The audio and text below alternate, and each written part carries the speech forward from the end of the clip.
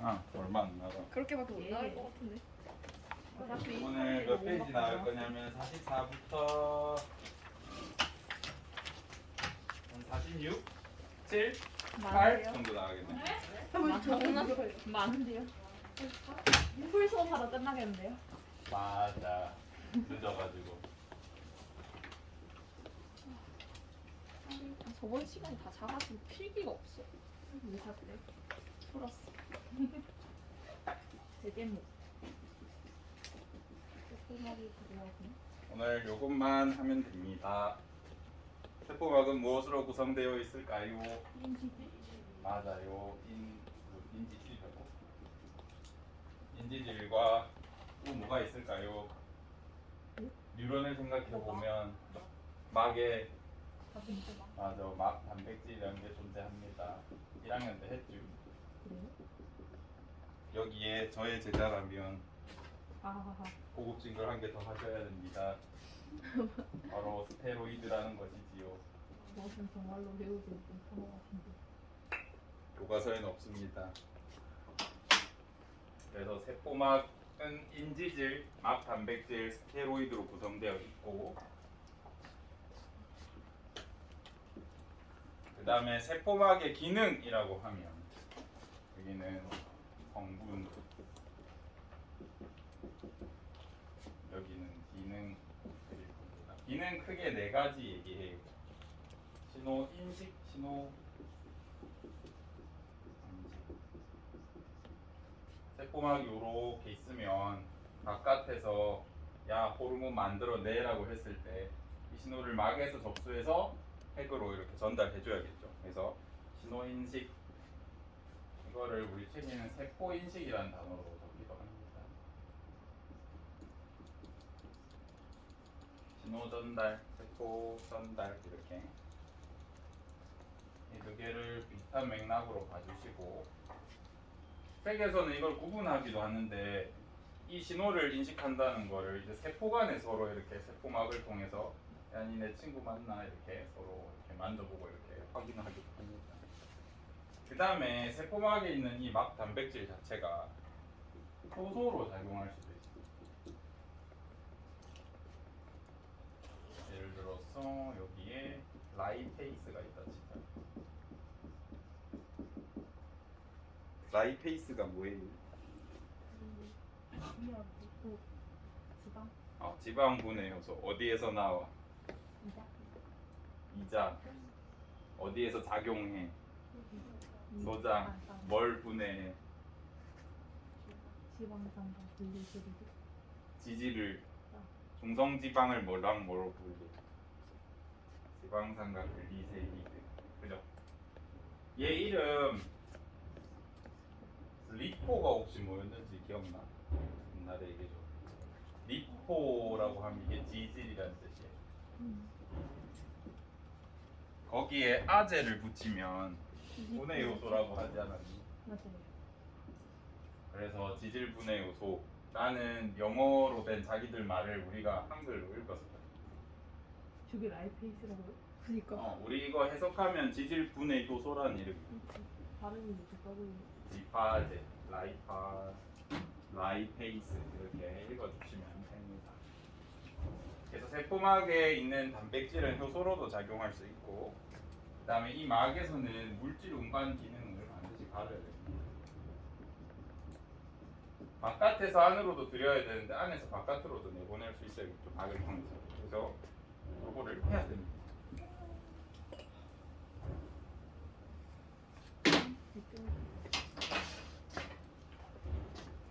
왜 매번 내가 검정색을 새로 들고 오는데 내가 쓸 좀 다 돼 있니? 먼저 이 세포막의 느낌스, 이 세포막이 인지질로 되어 있는데 얘는 가만히 있지 않아. 내가 이렇게 꼭 누르면 이렇게 이렇게 들어갔다 나오고, 되게 젤리 이상, 물 이하 요 정도. 젤리보다는 좀 더 유동성이 있는데 물보다는 아닌 것 같아. 좀 액괴?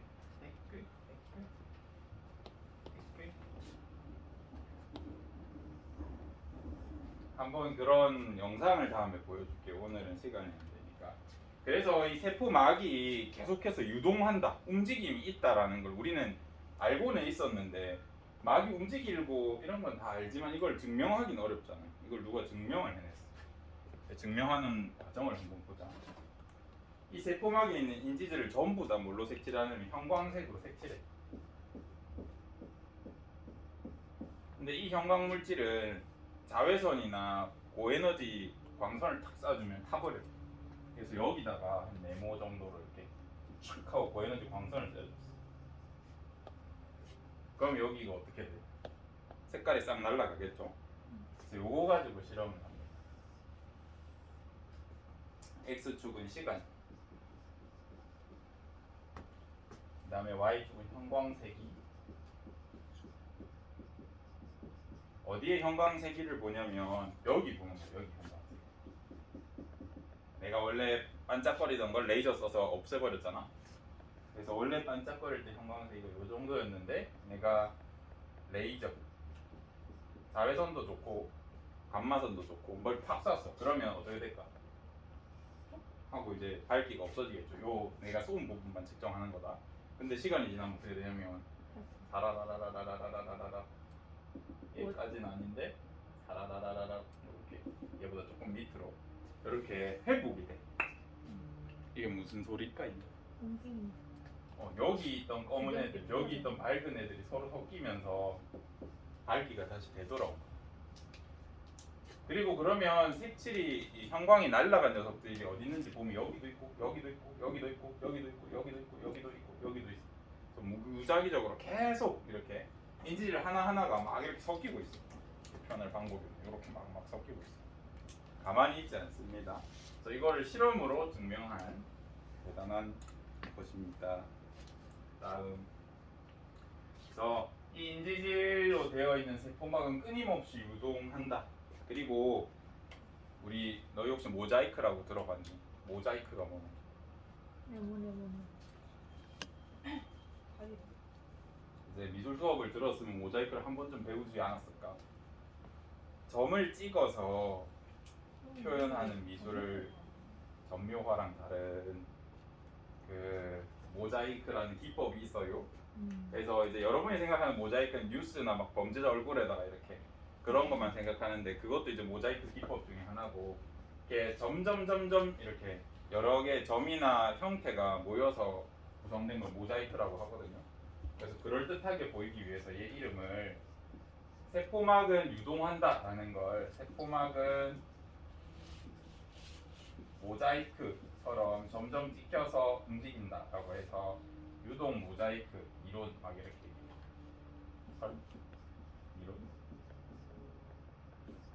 설이었는데 이렇게 실험으로 증명했기 때문에 인정을 해줍니다. 세포막이 있는 인지질은 마구마구 움직인다. 이렇게 이해해 주시면 되고, 그 다음에 우리가 오늘 되게 집중적으로 봐야 될 거 이거다. 이거 물질 운반이 어떻게 일어나?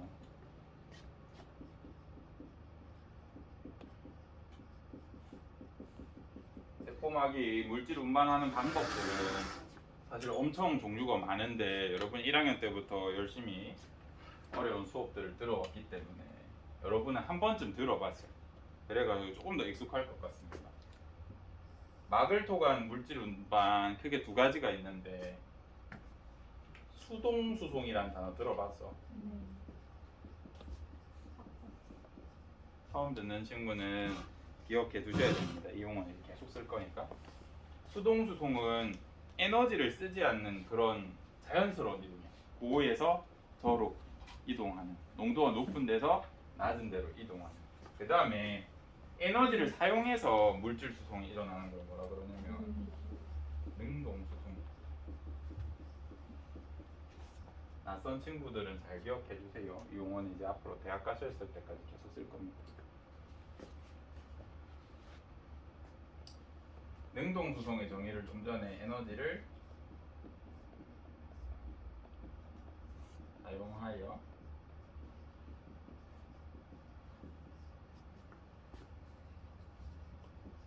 농도를 조절하는 것, 이렇게 표현하기도 하거든요. 얘는 왜 이름이 능동수송이라고 붙었냐면 능동이 무슨 뜻이야? 뭔가 스스로 막 하는 것 같잖니 능동적인 사람이라고 하면. 그래서 얘 같은 경우에는 세포가 이렇게 있으면 세포가 뭔가 의지를 가지고 이 물질의 농도를 조절하는 것 같기도 하고 이 물질 자체가 서로 모이려고 하는 것 같아. 예를 들어서 포도당이 여기 2개 있고 여기 포도당이 2개 있어. 막을 사이에 두고 그러면 우리가 아는 확산이라면 얘네 2개 농도가 똑같기 때문에 움직이려고 해 안 해? 안 해, 안 해. 근데 여기 에너지를 주면 이 능동수송이라는 거는 포도당을 이렇게 모아줘. 심지어 에너지를 더 주면 지우개서 나도 어디 버리고 지우개 근데 성능이 너무 안 좋아졌다. 이쪽에는 농도가 0이 되더라도 끝까지 땡겨. 이런 것처럼 세포가 직접 이 물질을 움직이려고 지가 직접 얘를 잡아먹는 느낌이 들기도 하고 이 물질이 서로 모이려고 하는 것 같기도 하잖아. 그래서 세포랑 물질이 의지를 가지고 능동적으로 움직이는 것 같다라고 해서 능동수송이라고. 그래서 에너지를 사용해서 뭔가 이렇게 이동하는 거. 그래서 농도 조절이라는 표현을 써도 안 틀린단 말이야. 지 생각대로 뭔가 하기 때문에 원하는 대로 에너지를 사용해서 하기 때문에. 반대 경우도 있겠죠. 반대로 이렇게 빼낼 때도 사용할 수 있습니다. 그 다음에 그러면 수동수송은 에너지를 안 쓴다는 말인데 어떤 이동 방법을 여러분이 배웠어요? 확산이죠. 확산. 우리 물에다가 잉크 타서 한 방울 탁 떨어뜨리면 서서히 잉크가 퍼지는 그런 그림을 보면서 배워왔을 거고 또 뭐가 있을까? 삼투라는 여기서는 삼투를 조금 중시해서 보셔야 됩니다. 근데 삼투는 조금 이따 배우고 이제 확산의 종류에 대해서도 여러분이 공부를 하셔야 돼요. 확산은 아무것도 없이 그냥 세포막이나 이런 데서 반투과성 막이 있을 때 서로 그냥 아무 도움 없이 움직이는 그냥 확산이 있어요. 그래서 심플 확산 용어로 그래서 단순 확산 이라는 용어를 써. 근데 막 단백질이나 통로 단백질이나 이런 걸 이용해서 내가 원하는 것만 빠르게 촉진시키는 확산이에요. 그 확산을 촉진 확산이라고.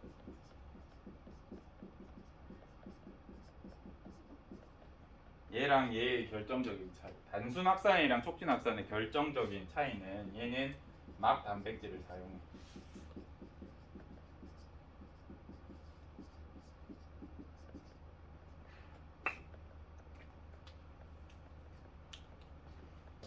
그래서 전용 통로가 있기 때문에 속도를 단순히 비교하자 그러면 그래프로 우리가 보통 나타내면 얘가 촉진 확산, 얘가 단순 확산.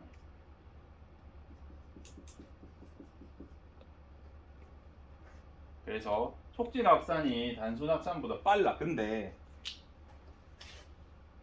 촉진 확산은 이제 통로를 통해서 가다 보니까 한계가 있어. 속도에.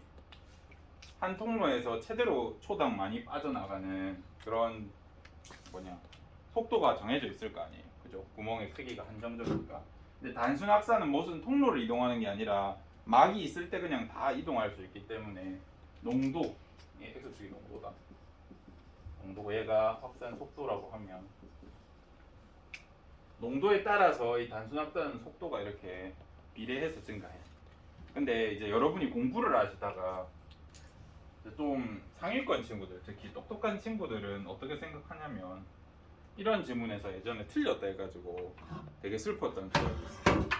단순 확산은 촉진 확산보다 항상 느리다 또는 촉진 확산은 단순 확산보다 빠르다라고 설명했을 때 맞아 틀려 라고 생각한다면 이렇게 생각을 하게 된다. 왜냐하면 농도가 계속 커지면 단순 확산이 점점 빨라지니까 언젠가 촉진 확산보다 넘는 시점이 있을 거라고.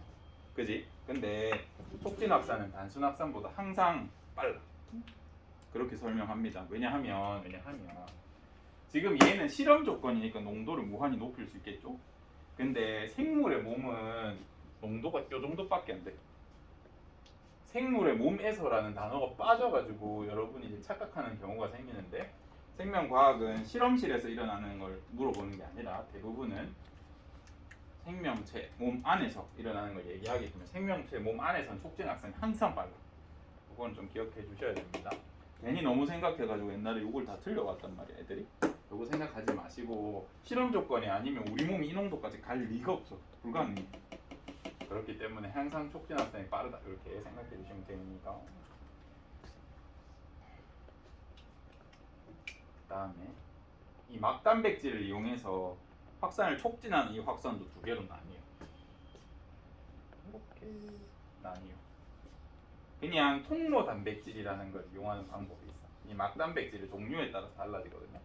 통로 단백질을 이용하는 촉진 확산이 있고, 그다음에 운반체 단백질을 이용하는 촉진 확산이 있어. 자세한 건 다음 시간에 할 겁니다. 오늘은 개념 정리만 하고.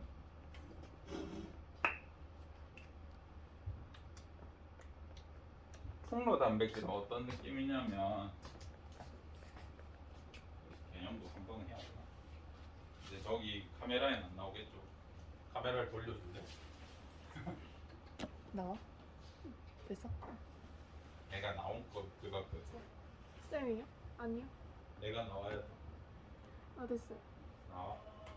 여기 보면 여기에 여성 전용 통로라고 돼 있다 치죠. 지금 여학생밖에 없으니까 여성 전용 통로라고 돼 있으면 이제 보통은 남학생이랑 섞여 있잖아요. 그러면 이제 남학생이고 여학생이고 이제 무작위적으로 가다가 여기 여성 전용이네 하면 이제 남자애들은 피해서 갈 거 아니야. 여자 화장실 입구라고 하면 그럼 여학생들은 이거 보고 이렇게 통과할 거 아니야. 이게 그냥 열려 있는 통로 단백질이에요. 근데 운반체 단백질은 어떤 느낌이냐면 야 여기 여자 화장실이다. 여자 학생만 오세요. 여자 학생 남자 가라. 여자 이렇게 계속 이렇게 포객하는 이런 느낌. 그래서 단순히 그냥 막 단백질보다 운반체 단백질이 있는 경우에 속도가 어떨까요? 더 빠를 수밖에 없어. 왜냐하면 단순히 그냥 전용 통로만 마련돼 있으면 내가 필요 없는 원소들이나 물질들도 다가왔다가 그냥 입구 밴 대강해가지고 이렇게 피해가겠죠. 그 시간이 낭비되기 때문에 운반체 단백질을 이용한 다시 촉진 확산 중에 운반체 단백질을 이용한 게 더 빨라. 그래서 이 그래프랑 똑같진 않지만 y축을 조정하면 그래프를 어떻게 만들 수 있냐면 얘랑 진짜 비슷하게 만들 수 있어. y축을 얘는 1, 2, 3, 4 이렇게 올라가는 걸 로그 이제 10배, 10배, 1000배 이렇게 막 나타내면 이걸 조금 바꿀 수 있거든요. 그래서 시험 문제가 어떻게 나올 수 있냐면 운반체 단백질, 그 다음에 통로 단백질을 이 단순 확산, 촉진 확산 그래프처럼 해가지고 낼 때가 있어. 이것도 역시 그러면 운반체 단백질이 통로 단백질보다 항상 빨라요라고 하면 라고 할 수 있어. 어느 때? 생체 내에서. 생물체 내에서는 운반체 단백질을 이용한 확산이, 촉진 확산이 훨씬 빠르다라는 걸 알아주셨으면 좋겠습니다.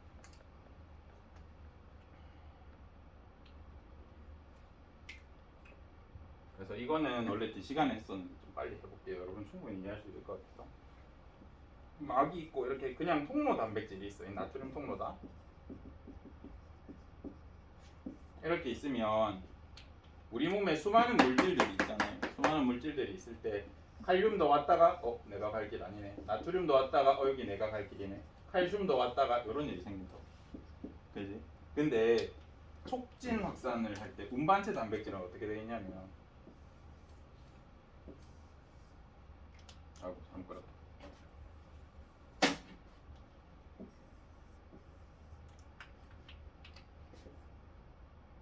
모습이 이렇게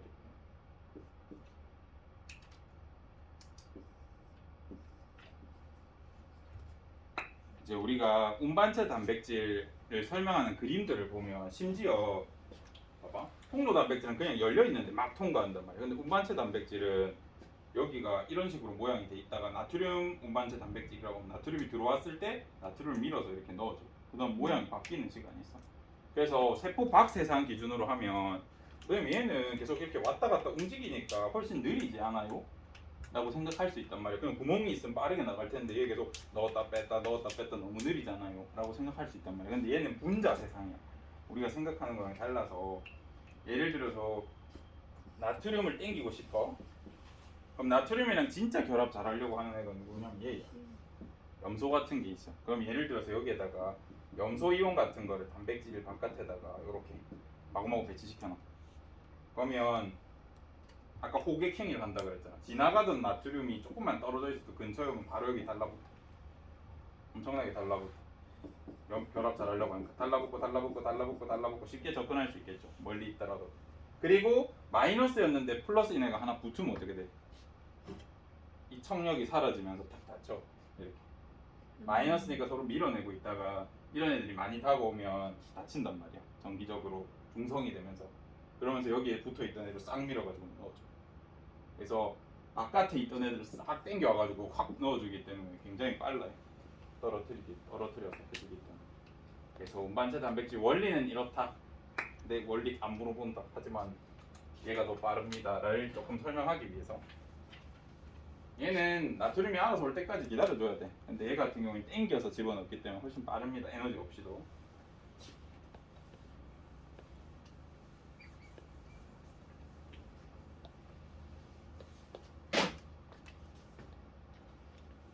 그 다음에 삼투. 이제 여러분이 1학년 때부터 뭘 해왔냐면 우리 식물세포에서 무슨 등장에 고장에다가 넣었을 때 막 모양이 어떻게 변하고 막 적혈군 터지고 말고 이런 거 막 배웠었던 거 혹시 기억나니? 이제 우리 2학년 때 배울 때는 삼투 농도랑 체액의 농도랑 어떻게 보라 그랬어? 우리 뭐 흡수, 재흡수 이런 거 막 얘기할 때 오줌의 양이 증가하면 뭐 우리 몸의 농도가 어떻게 되고 이런 거 할 때 우리 삼투 압 또는 상투 농도를 그냥 체액의 농도랑 똑같이 봐도 된다고 했던 거 기억나? 헷갈리니까 삼투 농도가 변했다라고 하면 너희들이 헷갈리니까 체액의 농도랑 똑같다라고 이렇게 얘기했었던 적이 있어. 그래서 우리가 이 삼투 현상을 이해하려면 어떻게 이제 이동하는지를 조금 봐야 되는데 이거 검정색이 안 나와. 세포가 이렇게 있을 때 식물 세포라고 할게.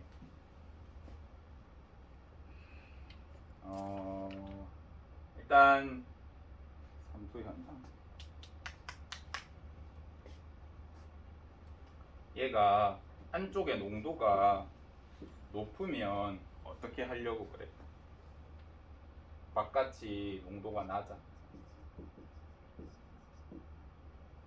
근데 이 물질은 세포막을 통과할 수 없어. 그런 경우에 무슨 일이 일어나? 물이 절리지.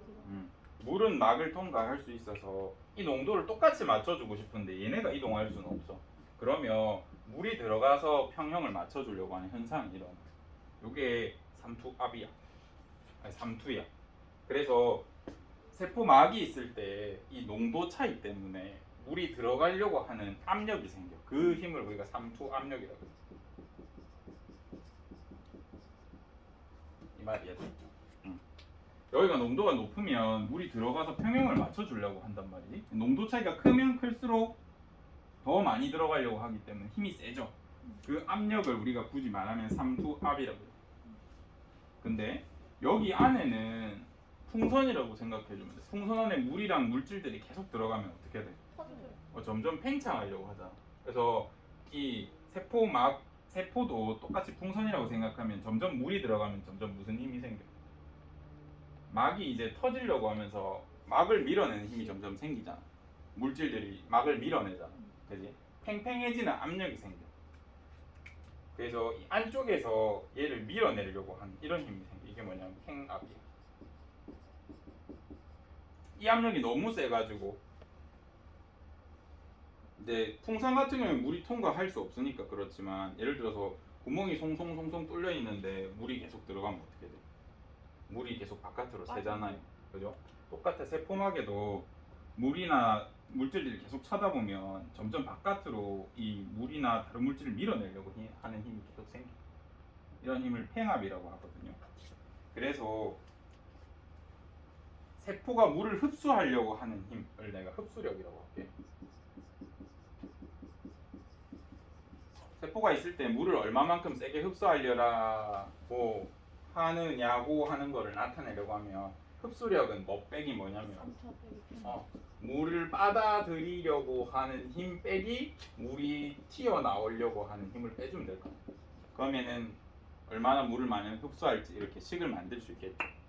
요식 이해돼요? 이거 엄청 어려운 건데. 이 설명이 이해가 됐으면 좋겠다. 너무 어려운 말이었거든요. 책을 읽으면 엄청 이해 안 될 거예요. 근데 이 흡수력이 왜 삼투압 빼기 팽합이야라고 하면 이런 이유 때문에 여기 이해됐으면 좋겠다.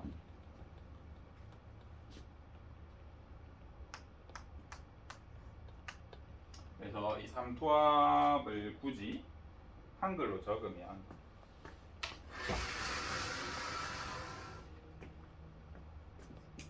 삼투압.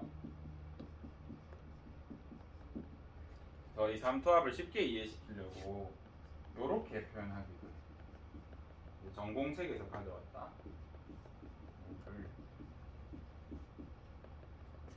끌어당기는.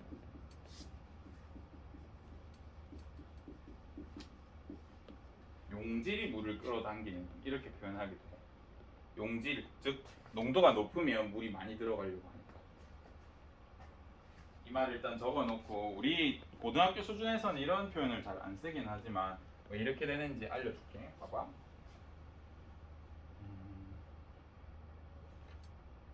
여기 세포막이 있다 치고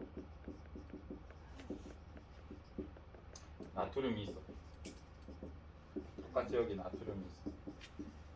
근데 여기로 CL이 들어와. 그럼 얘네 두 개가 결합을 할 수 있죠. 뭐 이온이니까 결합 안 한다 할 수도 있지만 앙금이 생길 수 있단 말이야. 그러면 NaCl, NaCl로 바뀌었어. 그럼 이때 여기 나트륨 농도 어떻게 됐어? 없어요. 떨어졌지. 맞지? 지금 CL이 들어오면서 나트륨이 있긴 하지만 나트륨이 아닌 걸로 변했잖아. 그지? 그럼 나트륨은 여기로 확산되려고 하겠지. 이거랑 똑같은 거야. 삼투압이 뭐냐면 삼투압 이해하기 원래 어렵거든. 엄청 어렵다. 여기 물이 있어. 이제 물의 확산이라는 표현도 써요. 물을 용질로 보면 삼투압이 당연한 거야. 물이 여기가 저농도니까 고농도에서 저농도로 이동하려고 하는 것 같다고. 그래서 그런 개념으로 보셔야 돼요. 이렇게 존재할 때 여기에 나트륨이 들어왔어. 그럼 여기 나트륨이 좀 더 농도가 높잖아요. 물에 나트륨이 녹아 있는 거잖아. 그러면 우리 물들은 이런 이온들이랑 친화력이 좀 있어. 그래서 이 나트륨들이 물을 데리고 가. 다시 이 나트륨들이 물을 데리고 가. 그러면 순수한 물이랑은 다른 물질처럼 된다. 성질이 바뀌어. 얘가 플러스이기 때문에 얘가 맞춰서 마이너스 막 가까이 가면서 약간 표현하긴 그렇지만 이런 물질이 된 것처럼 나트륨이 물을 끌고 가버려. 그래서 다른 그냥 순수한 물이랑은 다른 애가 되는 거야. 그럼 어떻게 되겠어? 이쪽에 물이 많아, 이쪽에 물이 많아. 이쪽에 물이 많은 게 되겠죠. 그러면서 물이 들어가서 채워주려고. 이게 삼투야. 이해돼? 너무 어렵지? 그래서 이런 표현을 써. 대학교 서적에서는 용질이 물을 끌어당기는 힘이라고 해. 똑같이 물이 똑같은 농도로 있다라고 해도 여기가 농도가 높으면 여기 있는 용질이랑 물이 상호작용하면서 물이 아닌 상태가 돼. 그러면 반대쪽에 있던 물이 용질이랑 상호작용하는 애를 물로 안 치기 때문에 이쪽에 물이 많다라고 판단해서 이렇게 들어가는 이런 힘이 생기게 됩니다. 어렵지? 방금 이 설명 이해했으면 좋겠다. 진짜 어려운 내용이거든요. 그 다음에 팽합도 적어줄게. 팽합. 내부 분자가 막을 미는 힘.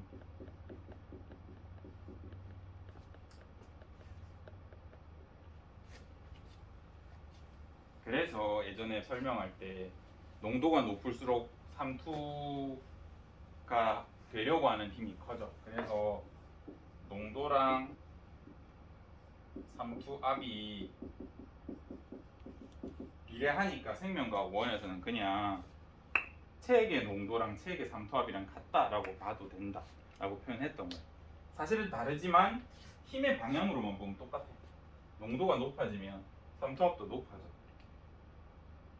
존재하던 물이 아니게 되게 하는 분자들이 많으니까 바깥에 있던 순수한 물들이 물이 부족하다라고 판단해서 평형을 맞추러 들어가려 한단 말이에요.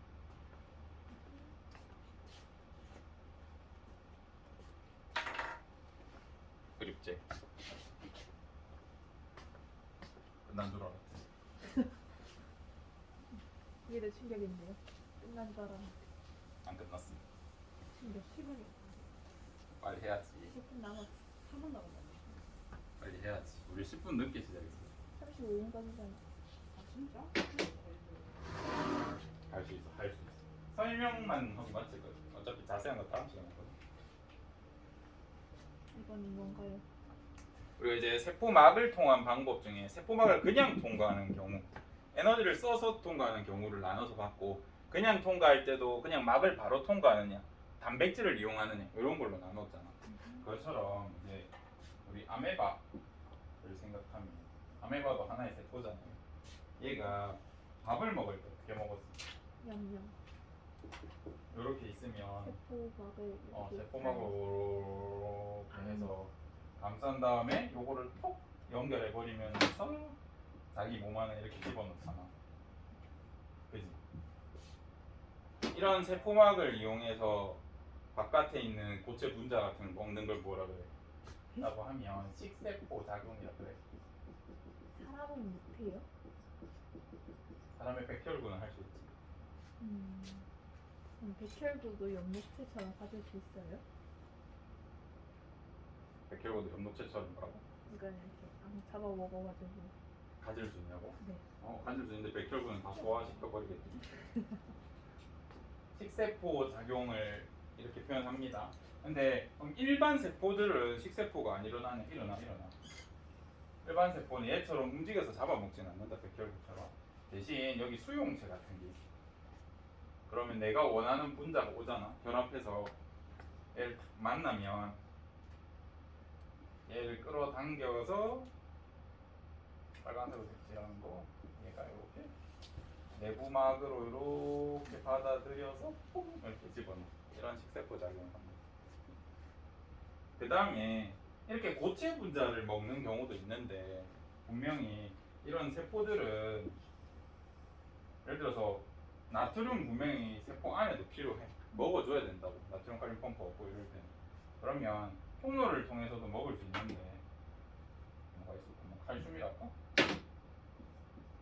칼슘이 체액에 녹아 있어. 근데 얘 칼슘 필요해. 빨면서 고체 지금 집어넣고 싶어. 근데 얘는 그냥 물에 녹아 있고 어떤 고체 분자가 아니야. 지금 막 물이랑 그냥 하나가 돼 있다. 녹아 있어 물에. 그러면 얘가 이 이온을 먹으려고 뭐 하냐면 그냥 체액을 삼키면 되지 않겠냐.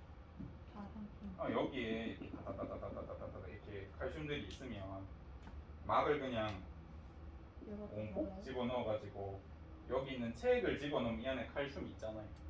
그죠? 이렇게 해서 먹는 방법이 있겠죠.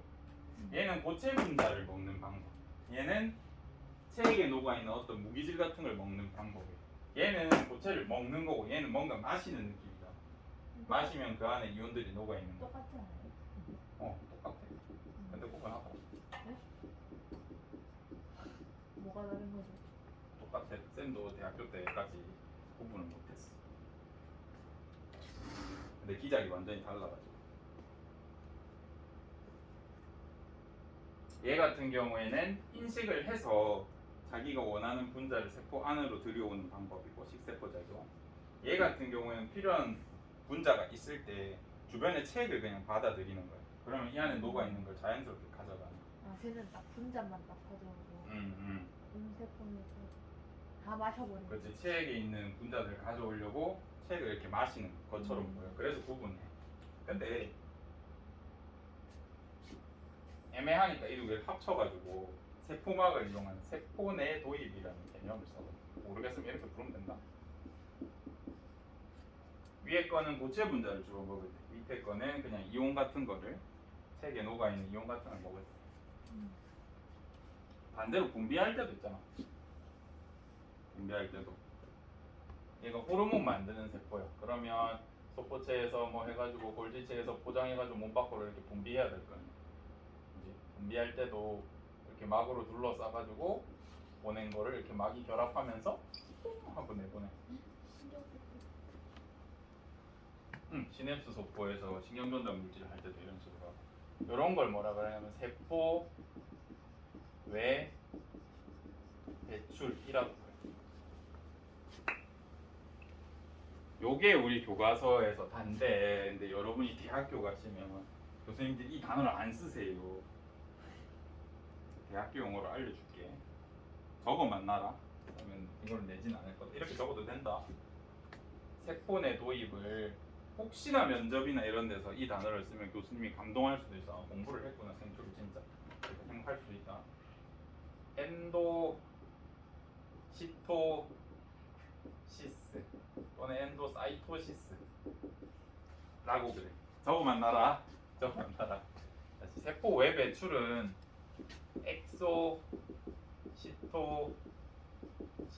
또는 사이토시스.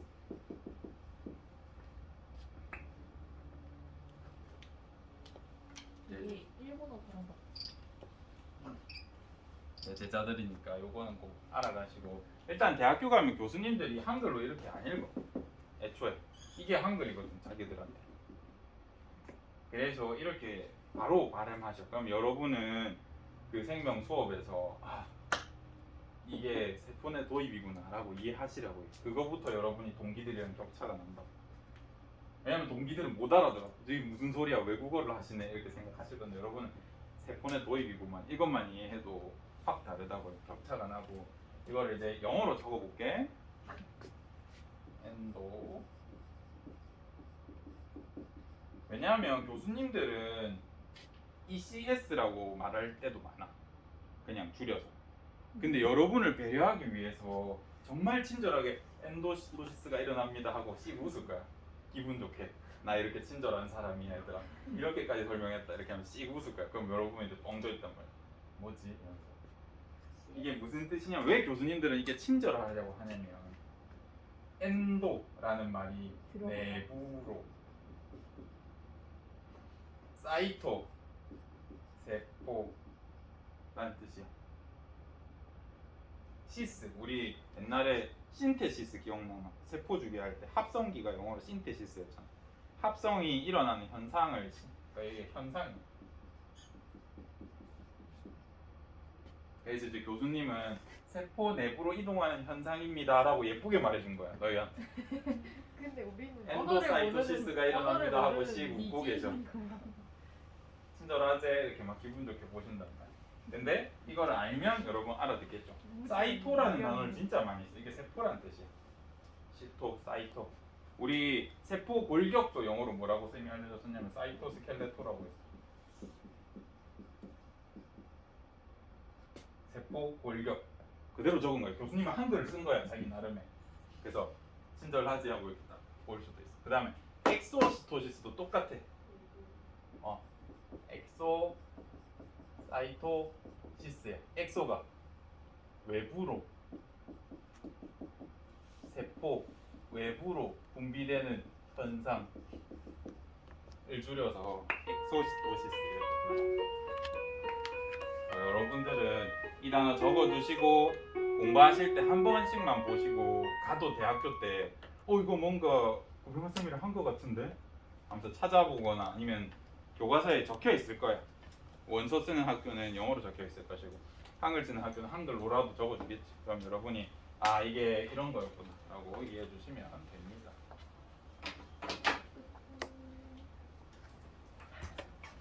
고생 많았네.